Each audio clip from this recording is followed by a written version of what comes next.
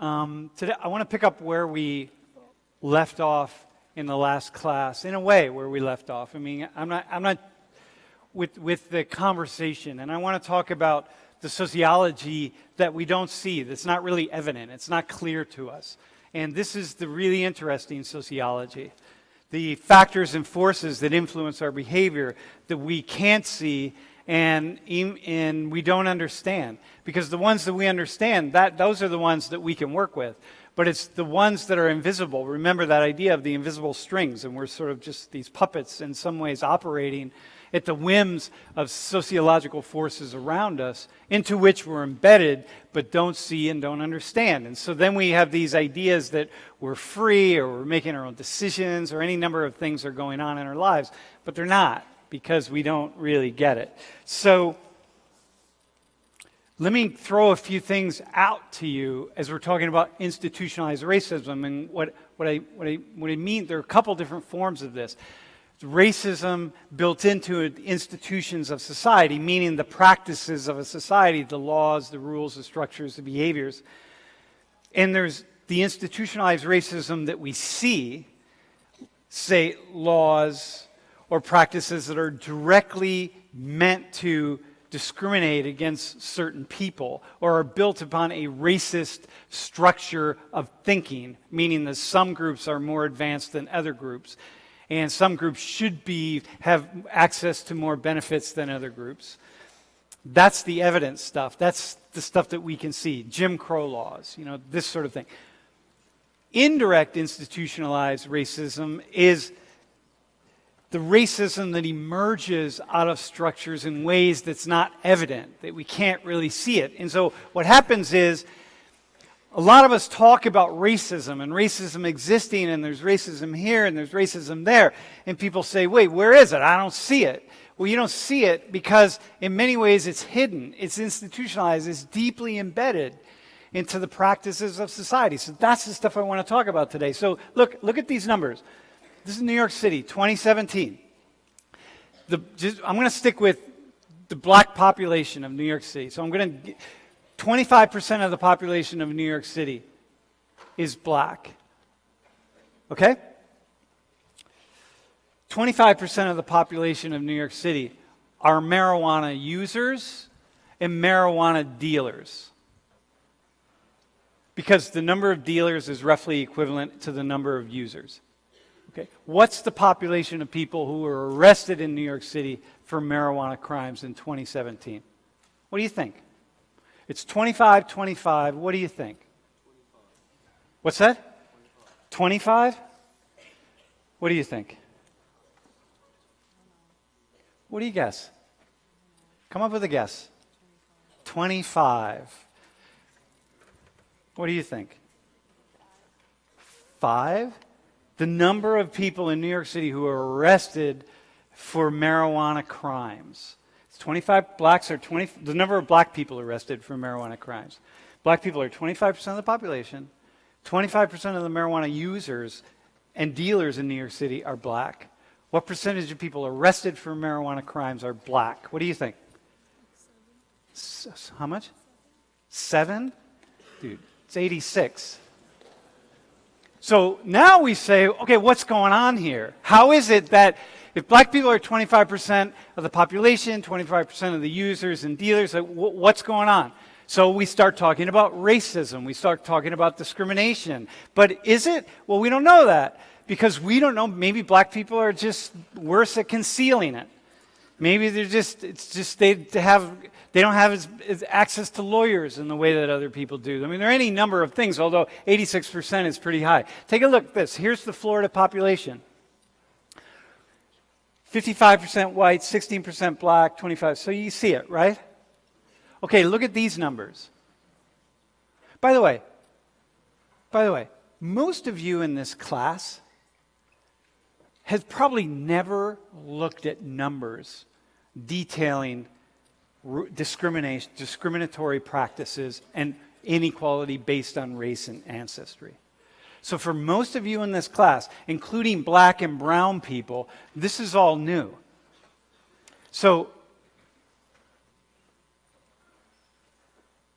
what you want to do is not immediately say, oh, this is exactly going on. So I believe Sam, I see this, oh wow, this is amazing to me. What you want to do is go out and explore more. I'm just picking some things out to get us to start thinking about the fact that reality in the United States is different for people depending on their ancestry. So here's the population of Florida. Here's youth in Florida. Of the arrested youth in Florida, meaning all youth under the age of 18 who are arrested, 42% are white, almost 40%, 39% are black, and about 16% are Hispanic, and about 4 to 5% are other, are Asian or Native American or something, okay? Of all arrested for crimes. So first off, we're already saying, wait a minute, the black population, that's the population. So the youth population is going to be a little higher. But nonetheless, we look at 16% and we say, wait, but black youth are almost 40% of the people getting arrested? What's going on? But here, look at the youth transferred to the adult system. Of all the youth transferred to the adult system, all those that got arrested, over 50% are black. What does that mean? That means that somewhere along the line, you get arrested as a young person, and the judge makes a decision to say, you know what, you are so just egregiously problematic that we're going to send you up into the adult system. And there's no evidence that black youth are committing crimes that are more egregious or problematic than white youth. In fact, the research on this shows when we compare apples to apples and oranges to oranges, meaning black, brown, and white youth who commit the exact same crimes and have the exact same records. Black, brown, Hispanic youth commit the exact same crimes, have the exact same records, meaning prior history, that white youth will almost always be treated more leniently. So here's this institutionalized racism stuff. Here's a story. Now, this is a really fascinating, and I'm going to call, so here's an Hispanic woman in Denver.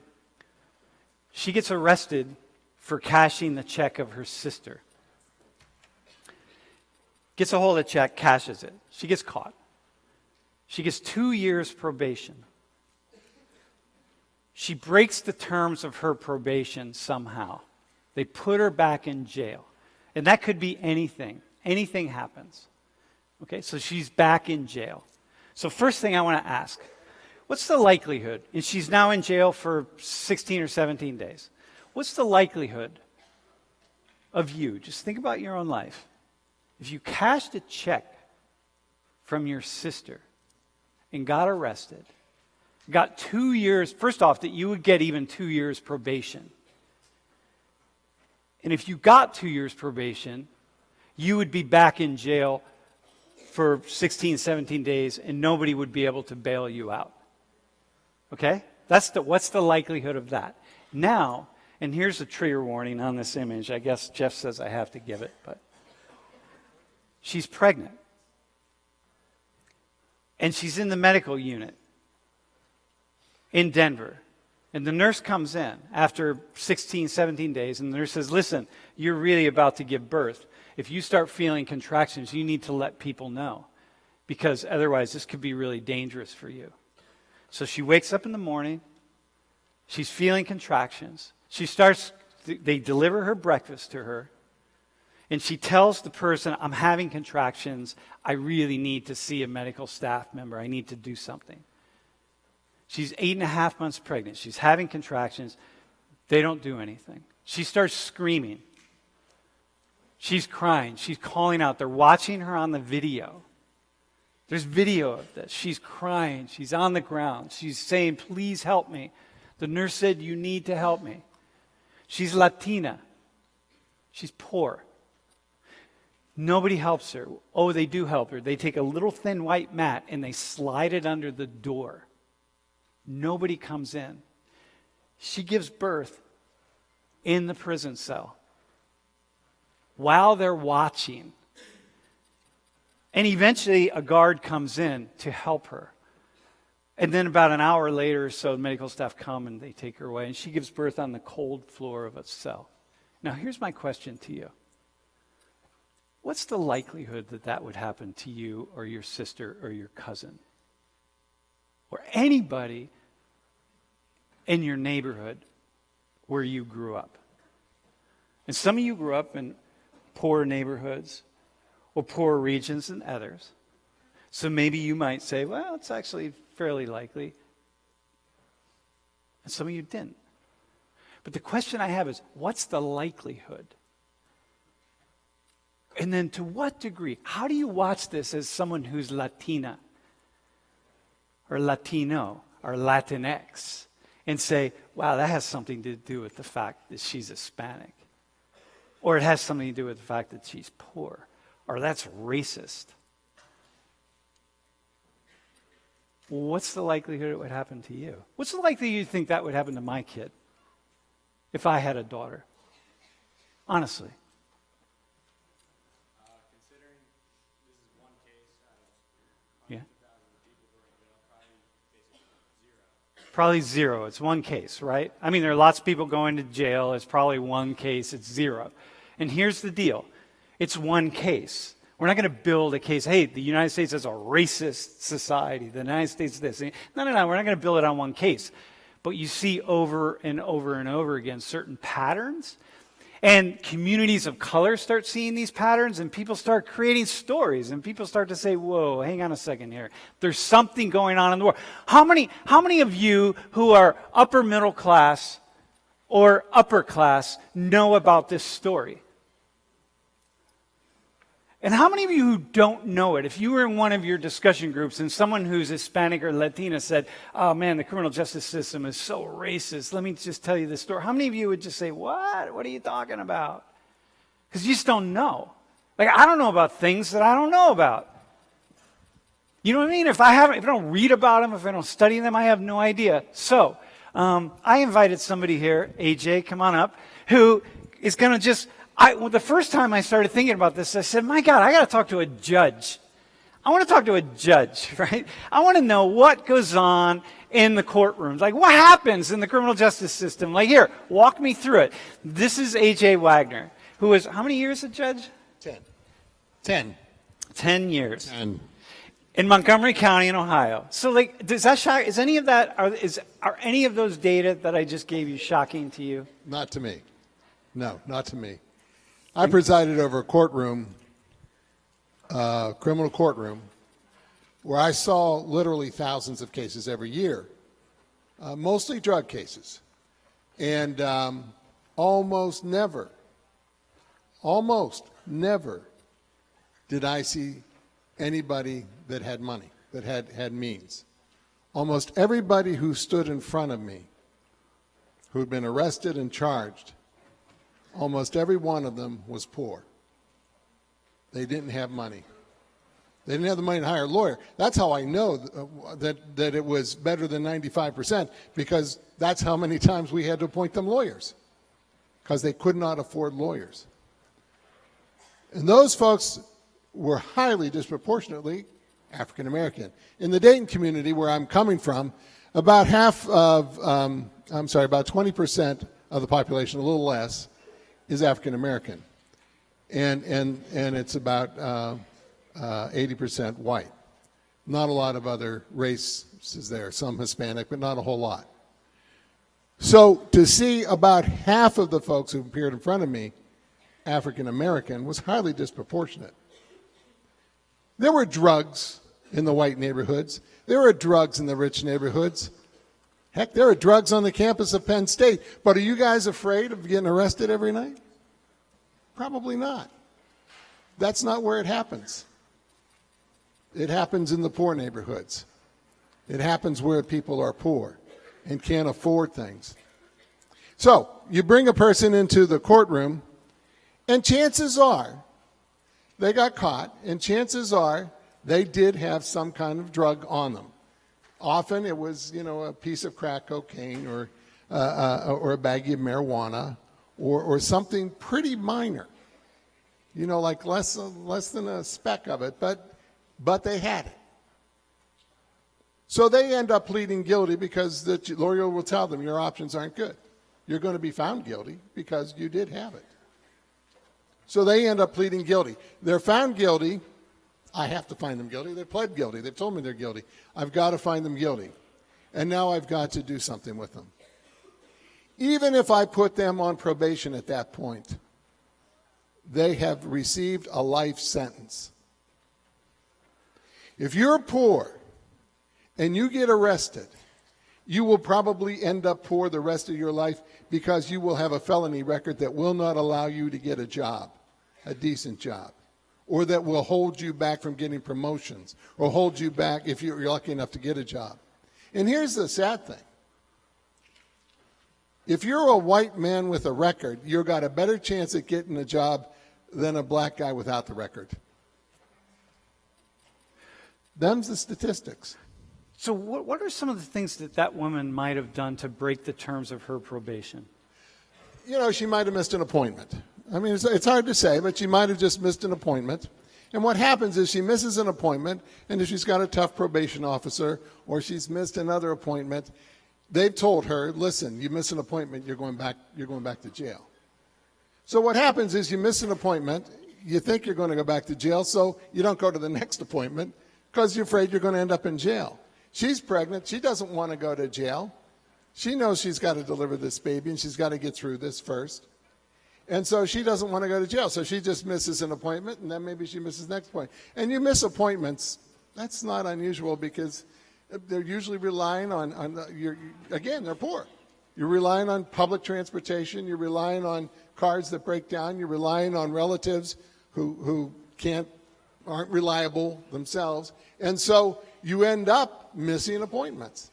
And you miss appointments, and you've been threatened with, and you end up back in jail, and then you end up in the situation. So what are just a couple of really just silly things that like people just can't believe? Like she could be in a restaurant where they sell alcohol, and Sure. she doesn't even know it. She could have been, depending on the nature of her crime, she could have been told not to be near this kind of person. Maybe it was don't be near minors if she was selling alcohol or she got alcohol for a minor, and then the next thing you know, she's done that. She's been near a minor, and they find out, or maybe she's been told to stay offline because she committed some kind of crime online, and so they tell her you're not allowed to be on a computer, but she needs to get on a computer to check about job situations or a job, Right. and all of a sudden she's getting arrested Or because she's in impossible situations. Or like contacting her probation officer. That's right. That's The right. phone's a computer. The phone is a computer. So the insanity, the things that you see, when we talk about racism in these systems, like none of this is in any way surprising to you. Not at all. I mean, Not I have at these all. conversations with you. I'm blown Not away at all. about this stuff. It is, and you know, so today I see the morning paper. This is the local paper. This is a Center Daily Times. I'm sure you all read it. Yeah. And it says State's High Court asked to throw out the death penalty. Now, the statistic they give here is in Pennsylvania, they have about 137 men on death row, no women, men. Out of those who come from Philadelphia, 82% of them are black. 82%.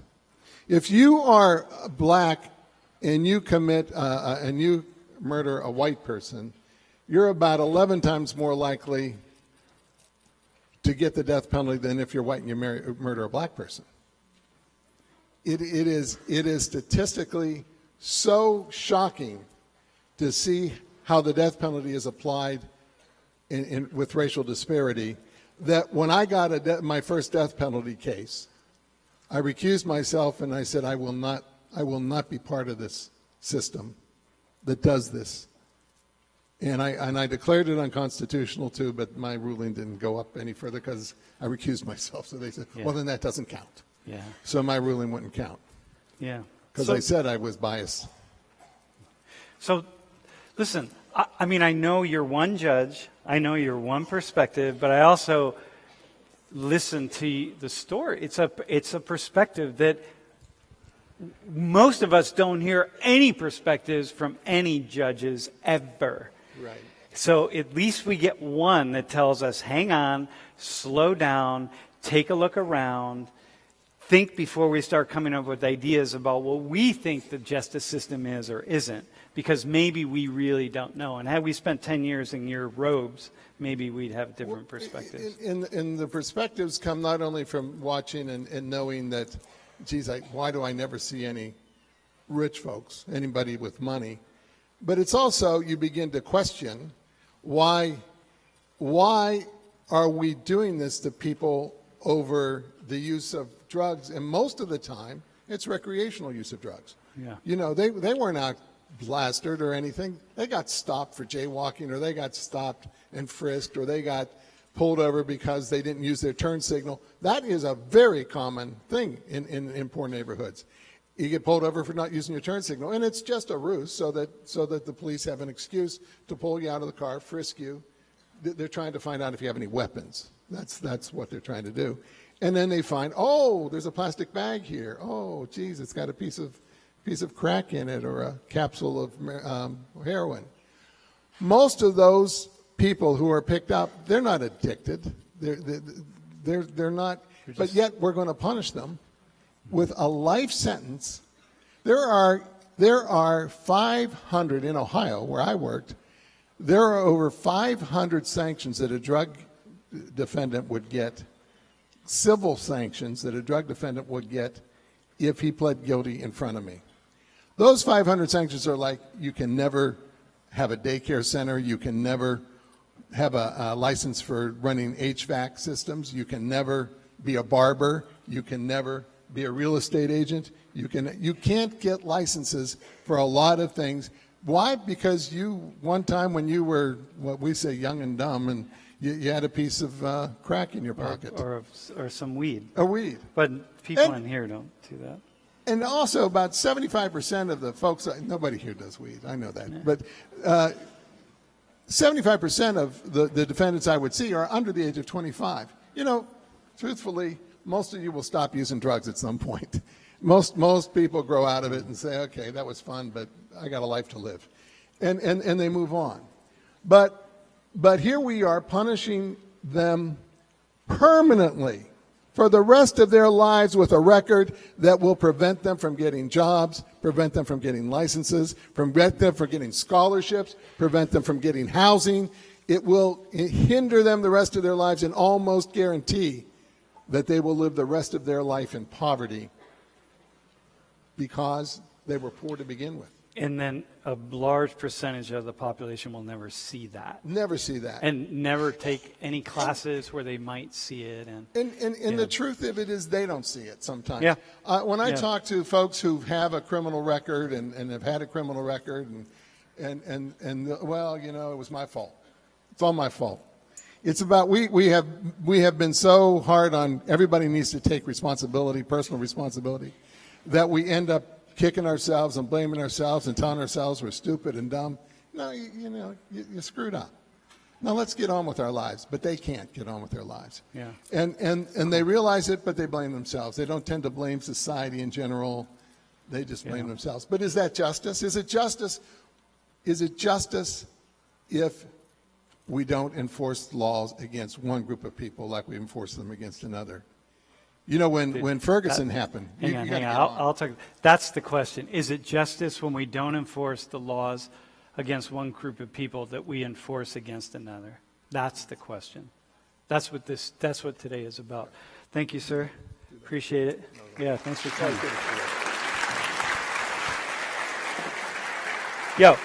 So let's now just go back a little bit. Thanks, AJ, really. This is when a lot of stuff picked up. In 2014, there was a killing of a young black man named Michael Brown in a little suburb outside of St. Louis, Missouri called Ferguson. And people in communities of color started to rise up and say, hang on a second, we've had enough. And, you know, other people are looking in saying, what are they angry about? What's the problem? But other people are on the outside looking in.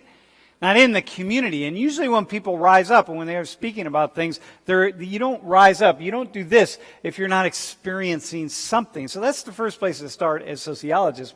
What are they seeing that I'm not seeing? So, shortly after that, there's an American football player, for those of you who don't follow American football. So this guy says he was a quarterback for the San Francisco team. He says this. He says, I'm not going to stand. So before every game, if you're not from the U.S., before every sporting event, almost everyone in the United States, we play the national anthem. And he said, I'm not going to stand up for that. So what he did was he initially sat down. Then another player came to him who was a former, had joined the U.S. Army. I think he was in the Green Berets, and he played football. And he came to him and he said, you know what, it'd be really much better if instead of sitting down, you actually just knelt, just took a knee as a form of protest. Because he said, this guy says, I just got to protest the kinds of things that are happening in communities of color and in poor white communities, I should add. So people started taking knees, and it's a big deal. And you know this. Many of you have read an article. And so here's some other guys taking knees. And notice, they're white guys, white players, some white players, not here, were taking knees, and a lot of white players not taking knees. Most not. Most were doing. So here's the article you read by Jared Odrick. Who do you cheer for? And so Jared is a former Penn State player, graduated. He left in 2009. He was first-team All-American. I took these photos over in the football building last year. There's his cleats. He's up here on first-team All-American status. That's where his cleat is, up there somewhere on that. All the people from Penn State. And then he left Penn State and went on to play professional ball. First was drafted by Miami and then went to Jacksonville. And Jared's one of these guys who has a lot to say about a lot of things, as many people do, as you can see or you can read for yourself from the article that we had you read. And so Jared is back in town, and he's here in class to talk to us. So, Jared, welcome.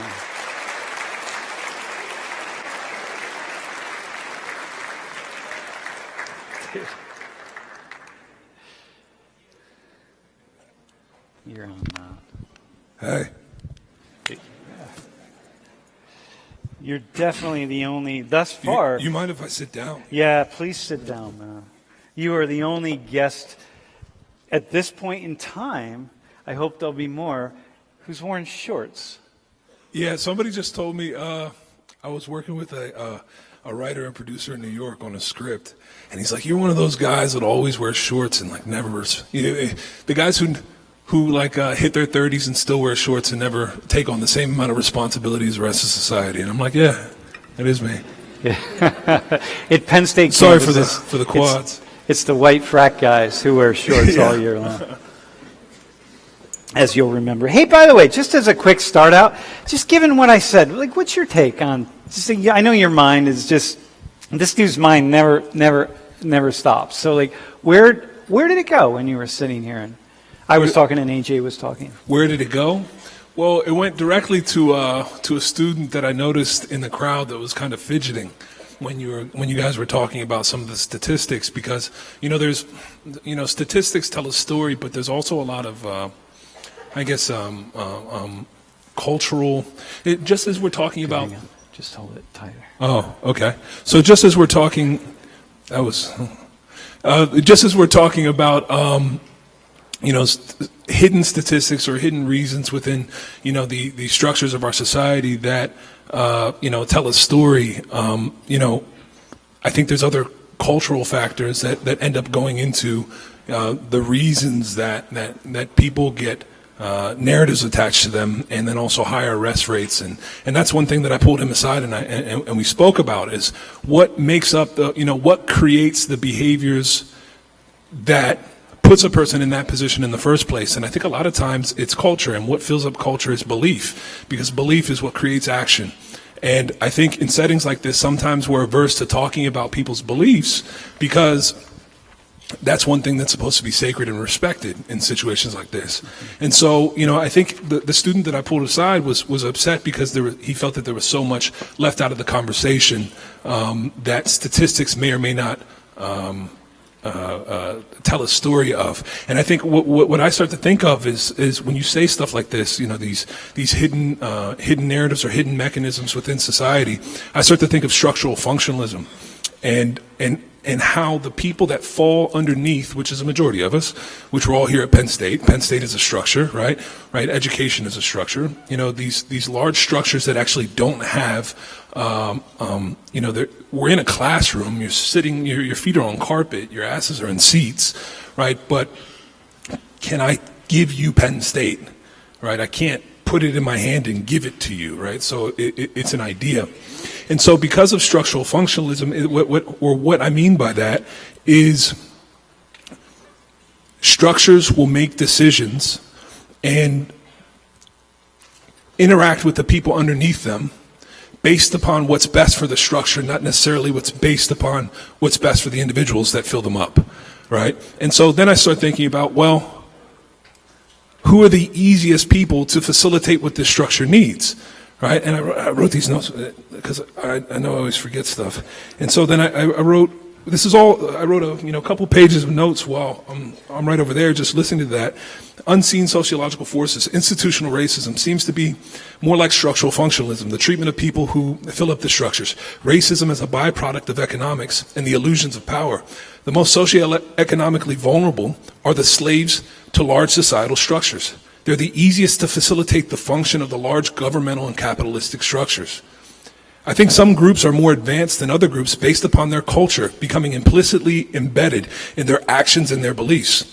And I've been studying a lot of Jewish behavior stemming from their beliefs and scriptures that are dictated from things like Kabbalah and the Torah. And when I study those things, and then when you see the behaviors that happen, and a lot of the people that I interact with, or at least one of my mentors, who's a physical trainer of mine in Toronto, who's Israeli, started bringing me around for Shabbat and Friday dinner and some of the other things that they have within their culture that's embedded within their culture. And you start seeing what they talk about at Shabbat. You start seeing the filtration system that is their family for their behaviors. Right? When you're sitting down at a Friday dinner and you have your uncle, your cousin, your brother, your mother all asking you, well, who are you dating? Right? What are you doing?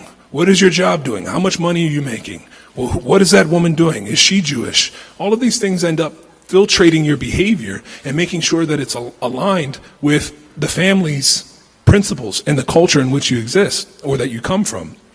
And so when I start thinking about that, I start thinking about the other cultures that fill up America and what they're being filled up with culturally that then predicate their behaviors and then lead them into these situations. And I think that's what the one student that I was speaking to, wants to talk about. But I understand the context of this conversation is about the numbers. And they tell a different story, right? But I think there's plenty of things that are underneath all of these numbers that can add context to these conversations. I mean, that's where my head went. And I don't know if that applies fully. Sometimes I abstract. I followed you, man. See, but this is the thing, is that I didn't get to talk like this or think like this while I was here playing football because I was so concerned about Saturday. And, if the conversation or class didn't pertain to me fucking somebody up on Saturday, I'm not even going to look. Now, can you just say something about that? Just how you've come to be who you are today. Let's just actually start there. We'll go there second, actually. So we're going to go there now. Okay. How'd you so what was it like when you were here? Like, what were you're going to class, you're doing, we won't spend too much time on it. Class was a hurdle. Class was a hurdle for me than it was something that I was trying to extract information or knowledge out of. It was a hurdle for me because I knew what I wanted, right? And when you know what you want, you can kind of automate a bunch of things in your purview, right? And so it's like, class was a hurdle for me because it's like, it didn't matter, right? No NFL coach is worried about what grade I got in sociology at all, right? And I recognize that. So the thing is, it's like, well, then class, it's like, I want to do whatever I need to do in order to facilitate me playing on Saturday. So if that means I need to show up to class this week because Joe Paterno is checking classes this week, and I heard it from one of the managers who comes to one of our classes and checks, well, then I'm going to make sure I'm going to show up. I mean, I may not be attentive, I may not be awake, right? But I definitely will be there because I have to do whatever I have to do to facilitate me being there. And I think that's one thing that, I didn't take advantage of, but also at the same time, it's like, should I be taking advantage of that? Or should I be taking advantage of every opportunity to do what I want to do, which is play in the NFL? And so there's a lot of discrepancies in being a student athlete, in between what's presented, to come to university to be a student athlete. We're students first. We're students first. And I really think that people should be. And this is not a fight against, I'm not trying to, drag the football program's name in the dirt, because it's done more for me than any other institution has ever had, and it's given me a tremendous amount of opportunity. But sometimes there's this cognitive dissonance between, what we say we're here doing and what our actions actually are, and what the actual social currency is of a university setting. When did you become a thinker? Like, when did you have a moment when you said, "Well, I want to be a thinker"? I think I always felt like that, but when you're in a locker room where a conversation like that, these conversations aren't facilitated by the locker room, right? So it's also, when you're a part of a team sport, it's as much as you can do for the team, for the wins and loss columns, and I respected that, and I pledged myself to that. But then when things would get into philosophical or social arguments within the locker room, the thing is, it's like, it's you become more of an impediment. And I think the more that I wanted to have those kinds of conversations within the context of a locker room, I realized how much of an impediment I was becoming for team success, or within the context of the defensive line, that I would abstract so far from what the blocking schemes are of the Tennessee Titans, right? So the thing is, it's like, well, I want to keep talking about, structural functionalism. And there was 8 guys surrounding me chewing tobacco, looking at me like I was, some fucking space cadet. So the thing is that, like, I think I've always wanted to think. My father's a thinker, but his downfall is that he thinks probably too much, where he hasn't, he hasn't worked or really moved from the couch where he watches tons of YouTube videos and reads books for about 10 years. But there's something that you can really, extract from that, and it's a lot of knowledge. It may not be, it's like, hey, Dad, how do I run a business? It'd be like, hey, Dad, what did you think of this verse in the Bible at this point in time, and, what C.S. Lewis said about it, and he'd be able to give you stuff like that. But yeah. I think I've always been a thinker, but since I ended football, I've been able to read more than I've ever read. I've been able to, the money that I've made from playing professional football gives me the space to be able to sit there and take 5 months and read Joseph Campbell, to read Hero with a Thousand Faces, to read Jordan Peterson's Maps of Meaning, to read all of these different types of books, Ayn Rand, and deduce from them and start to make sociological claims, which I think is actually more spiritual than we think. Yeah. Cool, man. All right, so listen, man, let's talk race. No, very cool, actually. Very cool.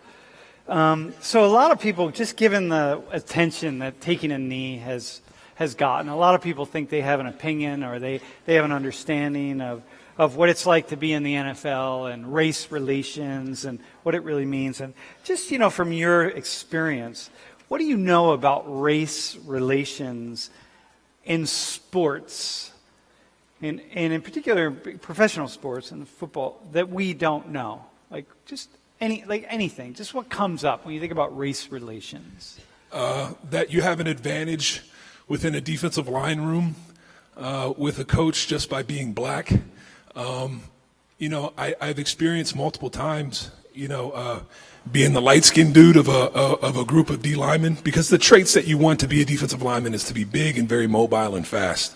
And it's sometimes it's very reactionary comparatively, defensive line to offensive line. Offensive line, it seems to be, you're thinking a little bit more. It's a bit more left brain, where it's like, okay, right step, left step. Where defensive line, you're just kind of moving through space.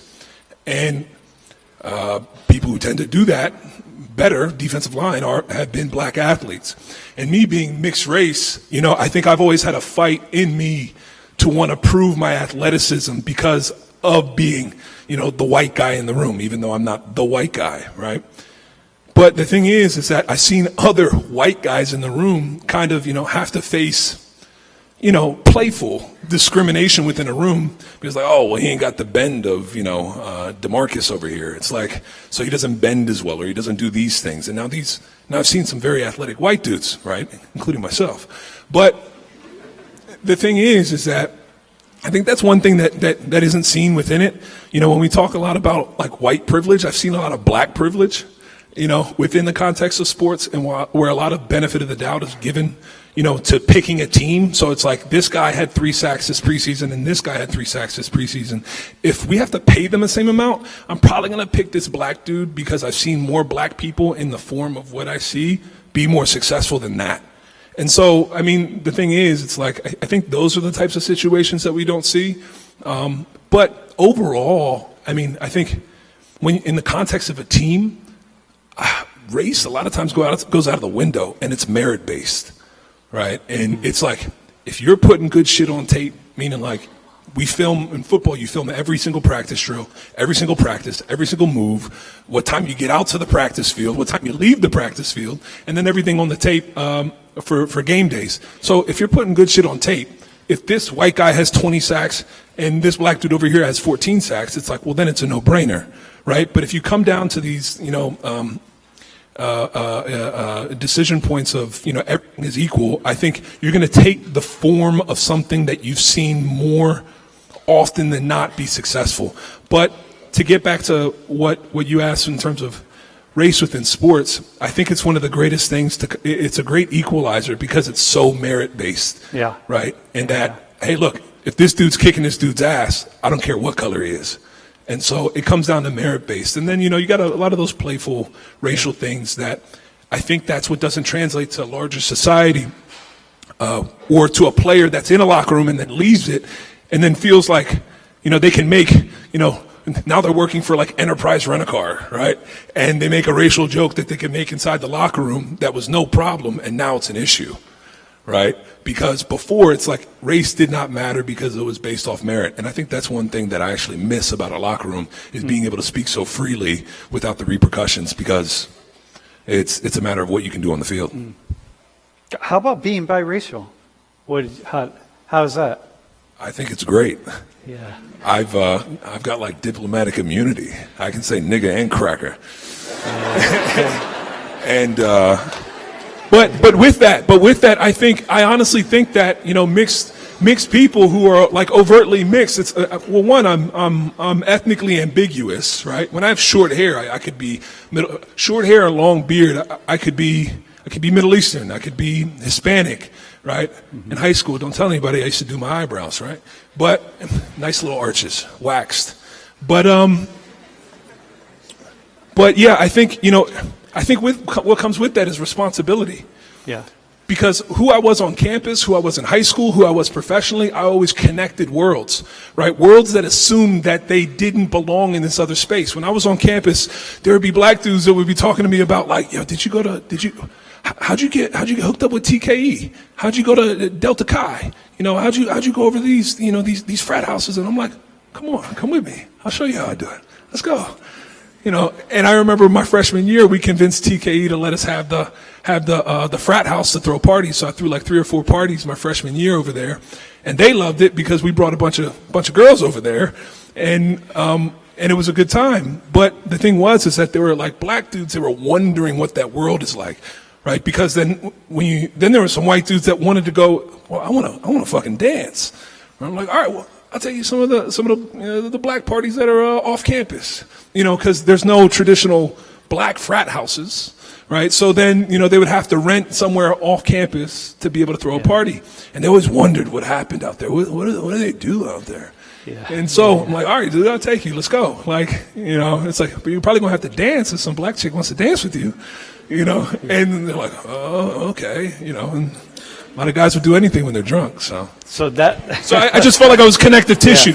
Yeah, connective tissue. I feel like I was a connective tissue, and I think that's, and I've really enjoyed being that connective tissue because it's like I've been born into being the trickster, the archetype of the trickster, which I kind of play with the lines and go back and forth in between and not being defined by black or white. Yeah. And because of that, I think it's helped me develop into this. Yeah. Dude. All right, man, I'll go to the next question. I like what you're saying though. But before I do that, let me throw a commentary in. I like what you're saying about the responsibility, right? That there really is a kind of a sense of responsibility of people who can live in different communities and different cultures have a certain responsibility to bring a vision to the rest of the world, right? So for me, in a different kind of way, I travel a lot, right? And I have traveled my whole life. So I'm maybe 50 different countries or so. I mean, not a lot. I mean, that's a lot compared to most people, but I've lived a lot outside the United States. I'm comfortable in countries, and I'm really comfortable bringing certain cultures, introducing some cultures to other cultures, which is, again, it's something that's going to happen next week as we have another guest on Thursday. And I feel a responsibility to do that. So you felt a responsibility with your teammates to really introduce them, to open their minds, right? To expand it a little bit. And I feel a responsibility, which is how and why I teach the class the way I do. And it's why you're here, right? To open people to something. Okay, so listen, let's get, I want to, so in the Sports Illustrated article that you wrote, you called it Football, the Flag, and the Right to Speak Our Minds. Okay? And now this goes back, you wrote these articles at the time when a lot of people were critiquing NFL players for taking a knee, for kneeling during the national anthem and saying, look, this is really un-American and you should be thankful that you have a job, and one thing after another. And I think President Trump weighed in a pretty harsh way, and lots of people were weighing in, right? A lot of people supporting, but an equal number of people not supporting. And so you said, I'm going to put this quote up in the one article. So you said, when you invest your money in an athlete, whether you're watching him or her in person or wearing his or her number, he doesn't or she doesn't owe you their silence. Can you, dude, that's intense. So take some time to air that out a little bit. So we invest money in you. You don't owe us anything. Well, I think, that was coming from a personal place when I wrote that, where, I wanted to be able to do something different than what the context of the locker room was providing me. And that was to write an article that spoke to these large issues, these large social issues, that, when you're doing a post-football interview, it doesn't really facilitate. It's like, well, what'd you do on that 3rd and 2? What were you thinking? Well, I was doing this, I was doing that. Well, now about larger issues and societal issues. Let's talk to you about that. Those don't come up in the function of sport, right? Those questions that they kind of just, they're not entertained at all because it doesn't facilitate the wins and loss column or the, what do you call that? The stat box. What's the stat box called? Box score, there you go. And so yeah, I think it was coming from a personal place where I felt that I wasn't developing my own voice. And I think that's what a lot of people, both athletes and the general public, get confused, is platform with voice, right? Just because you've got a platform, just because you got an Instagram or a social media, doesn't mean that you necessarily have a developed voice, right? Most of us, especially in a period like this, and even as we get older, the thing is that it's hard to feel individuated and to recognize that we're not just a recreation or a mirror of everything that we've experienced and heard other people say, right? Now, you don't want to think about that too often, or you become nihilistic pretty quick, that none of your thoughts are your own. But I think that's the way I felt, and that I needed to individuate myself in that moment. And I think what I felt angst because there was somebody making a movement to make an individuated statement. And because of that, I felt like I had to defend that because I couldn't do that on the national stage the same way, and to feel individuated. So I wanted to support that. I wanted to support that, somebody saying, wait, no, hold on. Like, I see something that I think everybody else sees and doesn't articulate. So then, there's a motion that's made. There's a motion that's made to bring that up as a conversation. Now, say what you will about that motion being made for 3 games and the media not covering it, but then the media started covering it all of a sudden, and all of a sudden it was a story that we all needed to interact with, right? So I think there's a whole nother discussion there in terms of, kneeling and it doesn't mean anything to us if the media doesn't cover it. Right? If it's not put in front of our faces, then it doesn't mean anything to us. Now all of us, yeah, what's that guy kneeling for? Nobody knows. But then when you put 8 cameras on him and then you attach a narrative to it, now all of a sudden it's all of our concern. Right? So that's what I get concerned about media. And we talk about media. It's, well, look at the mechanisms of media instead of just blaming it on that and leaving it as that. But anyways, I digress. I think what I mean by that, is that statement available? Because I said it 3 years ago. Yeah, it doesn't owe you your silence. And this brings up a thought in my head about intimate strangers. And I forget who introduced me to that term, but it was a sociologist that talked about intimate strangers and how we're addicted to the depiction of pain on the faces of our cultural icons. They represent the success and the pain that we wish to achieve. They're the demigods of a society absent of polytheism and crumbling belief systems. That's what I wrote over here. And, when we're talking about anybody following the Antonio Bryant situation, right, that's going on in the NFL? Well, I mean, what is a player's off-season or off-field issues other than a drama for all of you to debate about what is good and what is bad about these cultural icons? What behavior is good and what behavior is bad. And so, there's this, the term intimate strangers is that we have such access to people's lives on and off the field, in class and out of class, right? And we feel compelled to give people that access, right? Well, I have to show people the Grand Canyon when I went. I have to, show people this nice thing that I just bought or that somebody gave me. And so then there's a hyper critique of the hyper invasiveness that we all have through these social media outlets. And I think that when we talk about we don't owe you our silence, I think that was more of a personal decree of me wanting to feel individuated and me wanting to articulate me not wanting to be owned by a collective ideal of fans, coaches, anything that dictates my identity. Dude, yeah. Intense, man.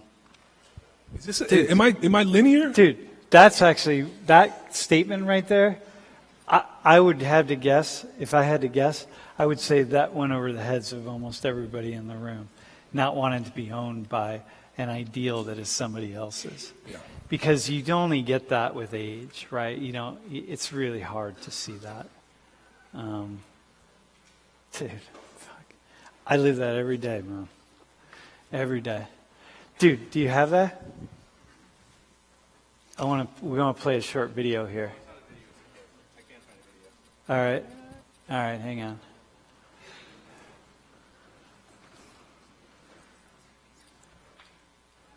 Hold on. This is you. The Pee Wee Herman day. Where'd you come up with that? Did you come up with that? So We just keep playing over and over. You sacking Tom Brady. Yeah. I'm sure you feel really good about that still. Yeah, thanks. Right after that, Yeah.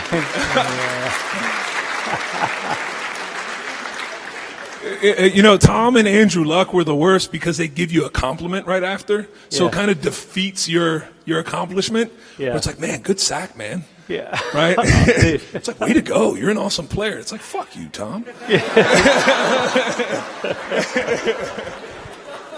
But, dude, they're your best fans. Yeah. You know what I mean? But as a kid, I really liked Pee-wee's Big Adventure. Yeah. And he was looking for his bike in the bottom of the Alamo. Yeah. And one of the impediments were the biker gang in the bar. And so in order to get out of the sticky situation, he started, doing a dance to tequila, and that was the dance. And so in practice one time with the Dolphins, coaches were incentivizing turnovers by giving $5 to guys with multi-million-dollar contracts if they got a turnover and then danced after they ran it to the end zone. Yeah. And so then I did the Pee Wee Herman because it was on that week. And I had a teammate of mine, Kendall Langford, said, man, you won't do that in the game. And I'm like, oh, a new challenge. And so then the first sack I had after I got challenged was Tim Tebow. And so then I sacked Tim Tebow, and I did that. But then the Dolphins started playing the dun, dun, dun, dun, dun, dun, every time I would get a sack. So I had to do it then. So then it was on. And you took it to your next team, to Jacksonville? Yes. Yeah, all right. Hey, so first off, who has a question? Who would want to ask a question? First off, who's got it? Bro, you got it?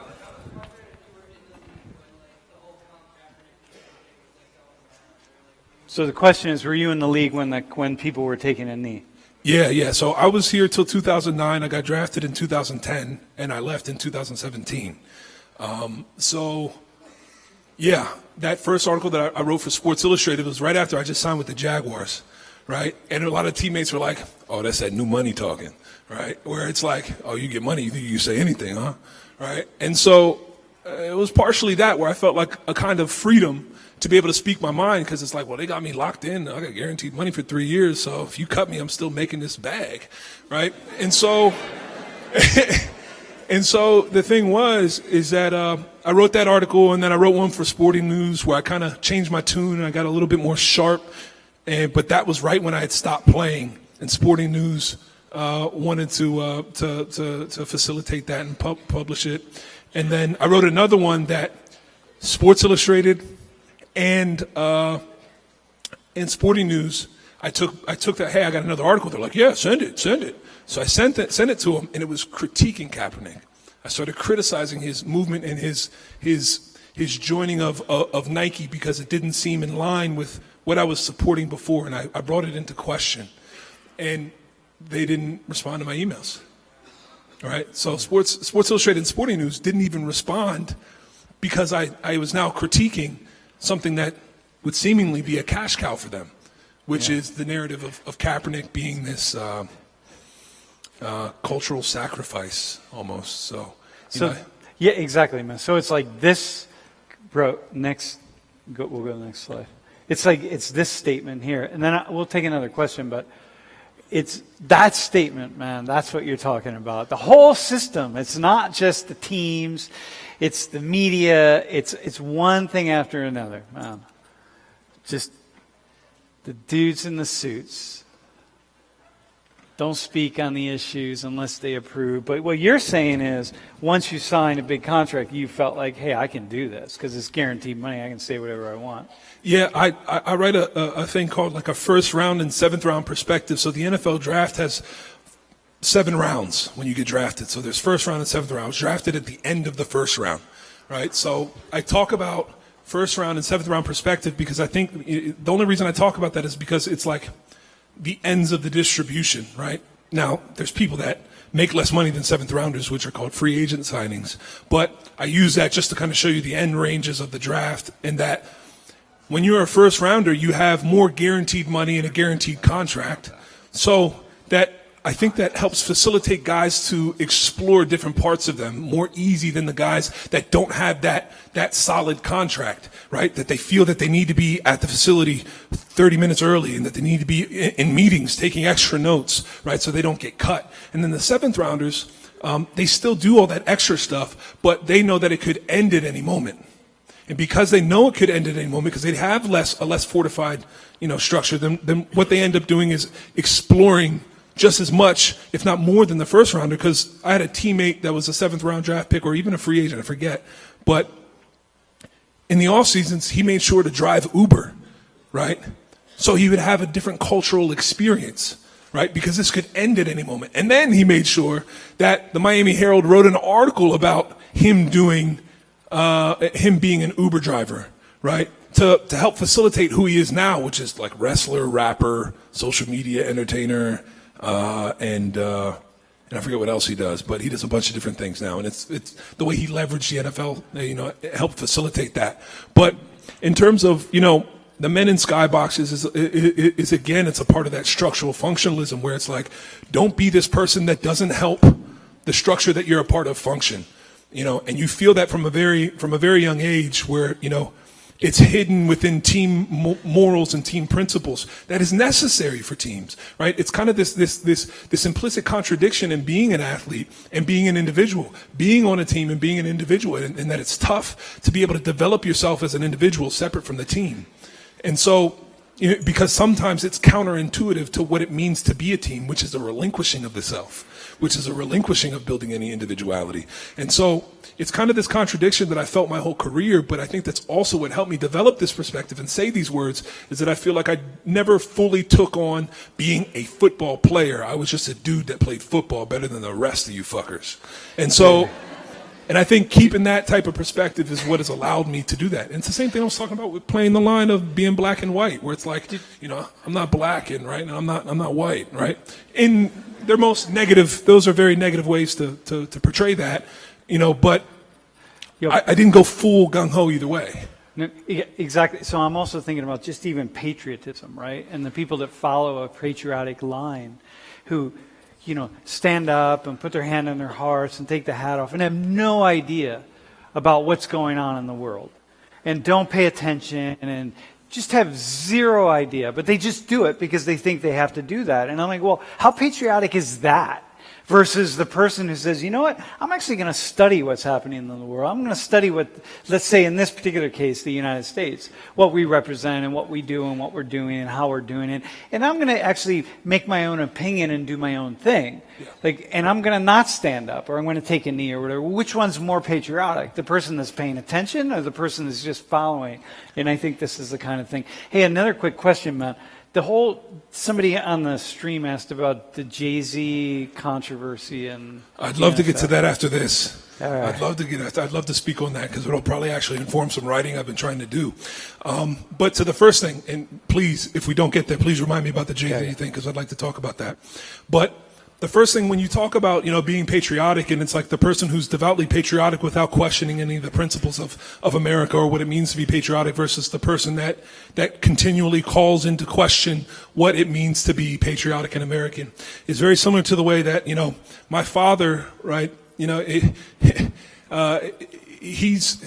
I've been with my father when he's been kicked out of Bible studies, right? He would take me to Bible study. He would get kicked out because of the way that he would talk about the Bible and downloading and interpreting biblical text. And he would constantly try to get people in the congregation to see, this is metaphor, this is metaphor, this is metaphor. You lose the principles if you don't see the metaphor. You lose the things that guide you if you don't see the metaphor.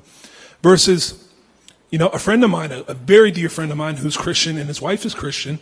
And so, but every time I bring around a Leo Tolstoy book or anything that calls into question faith or religion or Christianity, but he still considers himself faith-based and a Christian, but he calls it into question, very much like my father does. He calls it into question, but he's a Christian.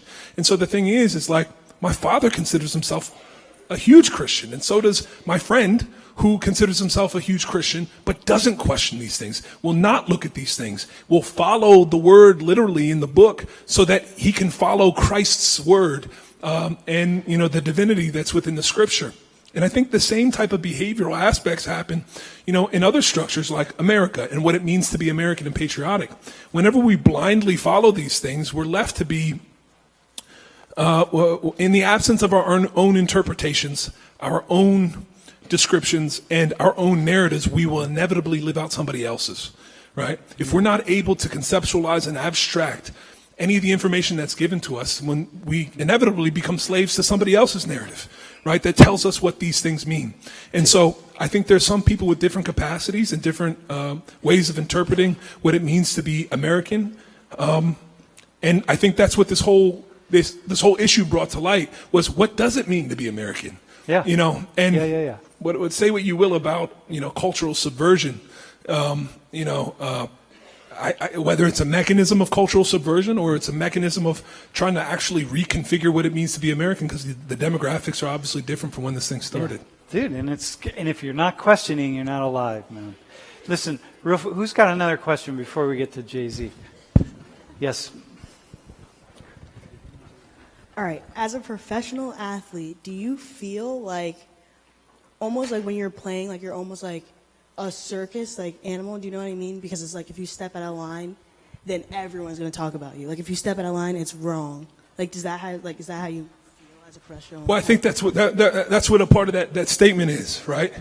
Is that it was a cry for me to be an individual, right? Like I'm not your slave. I can speak, right? I can say these things, right? And I actually think that the kneeling is a motion for individuality as well as a connection to what it means to be popularly black, which is struggle, right? Which is strife, right? So the thing is, it's like, well, if I can't articulate it, then what can I do? Especially as an athlete, I've used my body, I've used motion, right? I think sport is one of the ultimate arts, especially football. And I think what those artists within that game do is speak with their bodies more than they speak with their mind, or not, I shouldn't say minds because your mind is definitely involved, but speak with their mouths. And so I think sometimes kneeling is an actual motion to get in line with that and to get in line with the large narrative that's going out there, and it speaks for them. So yeah, I think a lot of times, you feel like, even speaking in this, I'm more nervous doing this than it is playing in front of 110,000 people, right? Because one, I'm wearing a mask. Two, I'm not wearing a mask here. There, my body gets to speak for itself, which is already elevated naturally above a majority of the population, right? And I've had tons and tons of training and practice, where here, I'm very early in me being able to speak to a bunch of young, hungry individuals that want to know something. And so I think people are scared to get out of line because I feel like they don't have the tools yet to articulate what they actually want to say about a complex issue. But then in terms of behavior, yeah. But I think that's also why you see guys risking things, right? To feel alive, to feel that I'm not an automaton. So, Dude. So I just wanted to go back to how you talked about when you were in the locker room with all your boys, and then this quote specifically about how do you feel that you have the freedom to talk about what you want and you don't have to censor yourself or cut stuff out now that you're not in the NFL, and you can just talk about what you want to talk about without being criticized? And if you do feel criticized, how do you go around that? Dude, we're going to try to take 5 questions, so keep it really short. Yeah. Censorship. It was just a joke. That nobody really. All right. Yeah. So, do I feel criticized? Do I feel? Yeah.